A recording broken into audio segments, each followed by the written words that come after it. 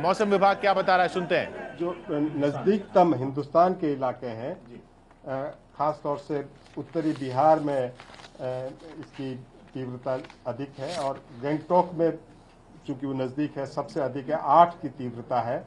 पटना में 7 की है, गोरखपुर में 7 है और लखनऊ में 6। दिल्ली तक आते आते ये 5, लेकिन चूंकि ये प्रायद्वीप के क्षेत्र में काफ़ी दक्षिण तक और पूर्व तक ये आके गए हैं, तो अगर आप दक्षिण में जाएं रायपुर वगैरह में तो ये कोलकाता में भी कोलकाता में भी काफ़ी सिग्निफिकेंट कोलकाता में भी रहा है।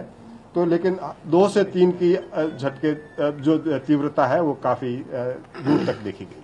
तो आज और आने की उम्मीद है क्या फिर से झटके वगैरह? निश्चित रूप से आफ्टर शॉक्स चलते रहेंगे, न केवल आज बल्कि आने वाले सप्ताहों और महीनों में ये आफ्टर शॉक्स आते रहेंगे, क्योंकि ये भी बड़ा भूकंप है। आफ्टर शॉक रहेंगे।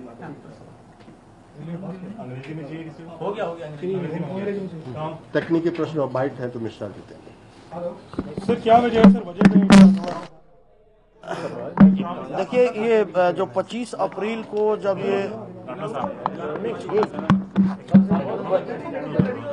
हमारे साथ राठौर साहब होने ये जब बात कर रहे हैं, इनको बात कर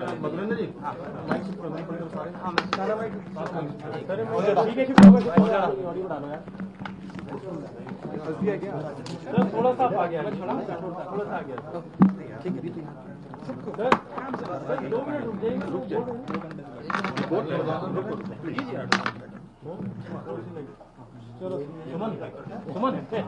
आपको जो भी क्वेश्चन है, हम लोग जो टेक्निकल है, वैलिडिटी है, विल क्लियर यू। क्या है सर एग्जैक्टली, कैसे फिर से ये लगातार ये झटके पे झटके आ रहे हैं? क्या जब ये 25 अप्रैल को जब ये मेन शॉक हुआ था 7.9 का, हमारे ये डाटा सेंटर ने बताया था कि ये आफ्टर शॉक चलेंगे और चलते रहेंगे, क्योंकि जब 7.9 अर्थक्वेक हो गए तो इसका आफ्टर शॉक का सीक्वेंस काफी दूर तक चलेगा। और ये कहते हैं इसको ऊर्जा का ट्रांसफर, एनर्जी ट्रांसफर।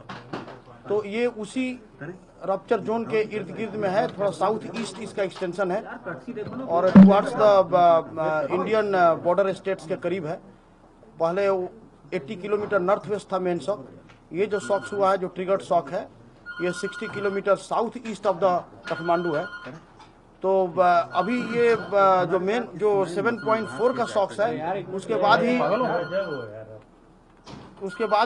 6.4, 5.3 और 4.8 तक आफ्टर शॉक्स आए हैं। अभी झटके छोटे छोटे आएंगे और इसके लिए एहतियात बरतना है। जहां तक जान माल का नुकसान है, पहले से जो स्ट्रक्चर कमजोर हो चुके होंगे, क्रैक्स होंगे, तो उसे एहतियात बरतनी पड़ेगी वहाँ, क्योंकि अभी ये सीक्वेंस चलेंगे।